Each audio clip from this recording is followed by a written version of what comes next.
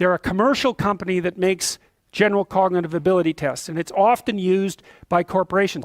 It's actually illegal to use IQ tests, but the Wonderlic doesn't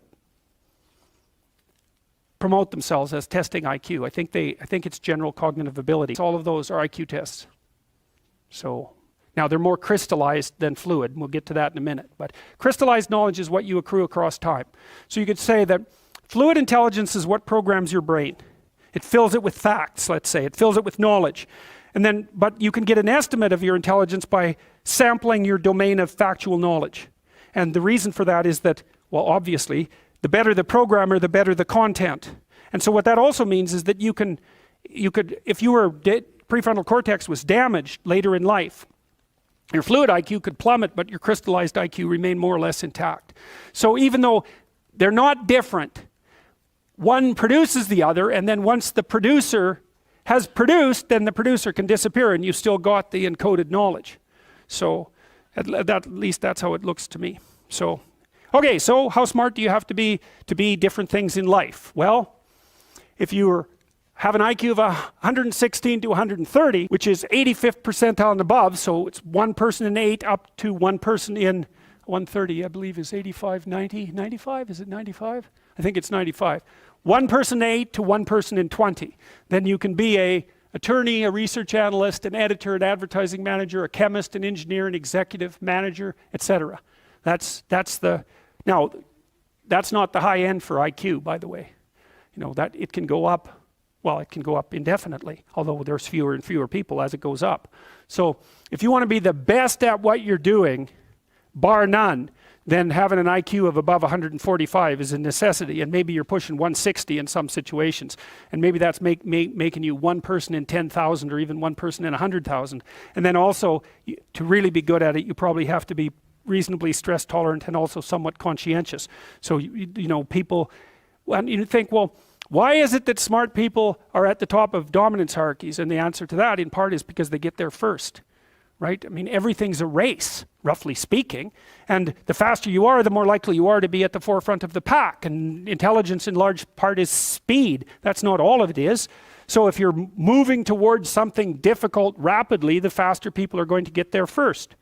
So IQ of 110 to 115, so that's 85th to 73rd to 85th percentile. Copywriter, accountant, manager, sales analyst, general manager, purchasing agent, registered nurse, sales account executive. If you look at universities, the smartest people are, they're above this. Who are the smartest people at university? What do you think? Mathematicians. Physicists and mathematicians, right. I could tell you who's on the other end, but I won't. Yeah, I'd like to though. Anyways, okay. Going down now 103 to 108 is slightly above average, right? 60th to 70th percentile. Store manager, bookkeeper, credit clerk, lab tester, general sales, telephone sales, accounting clerk, computer operator, customer service rep, technician, clerk, typist. So you see at this level, people have some technical skill and some ability to deal with complex things. Okay, that's dead average. 100 is average. Dispatcher in a general office, police patrol officer, receptionist, cashier, general clerical, inside sales clerk, meter reader, printer, teller, data entry, electrical helper. 95th to 98. Machinist, food department manager, quality control checker, security guard, unskilled labor, maintenance, arc welder, die setter, mechanic. Good IQ range for relatively qualified tradespeople. 87 to 93. Messenger, factory production worker, assembler, food service worker, nurse's aide, warehouseman, custodian, janitor, material handler, packer. Now, what you're starting to see is that as you move down the hierarchy, the jobs get simpler, they're more likely to be assigned by other people, or they're repetitive. Because what IQ predicts to some degree is how rapidly you can learn something, but once you've learned it, it doesn't predict necessarily how well you do at it. And so the more repetitive jobs people with lower IQs are more suited to more repetitive jobs. Under 87, is there something? Well, no. Right. That's a big problem. And it's something our society has not addressed at all. Jobs for people with IQs of less than 85 are very, very rare. So what the hell are those people supposed to do? It's like it's 15% of the population. What are they supposed to do? Well, we better figure it out, because one of the things that's happening too is that as the high IQ tech geeks get a hold of the world, the demand for cognitive power is increasing, not decreasing, right? You want to be a teller? Well, you know, those checkout machines, they're not so simple. You want to work at McDonald's? You think that's a simple job? You don't see robots working at McDonald's. And the reason for that is that what McDonald's workers do is too complex for robots to do.